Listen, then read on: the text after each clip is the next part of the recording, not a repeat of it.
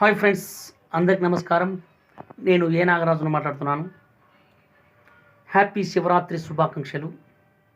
అందరికీ ఆ శివయ్య దీవెనలు ఎల్లప్పుడూ ఉండాలని మనస్ఫూర్తిగా కోరుకుంటూ, ఈ శివరాత్రి రోజున ఇక్కడ చూడండి, కర్నూలు 7 స్టార్ రికార్డింగ్ స్టూడియోలో కొన్ని పాటలు పాడుతున్నాను. అన్న కూడా చెప్తాడు, చూడండి. Hi sir.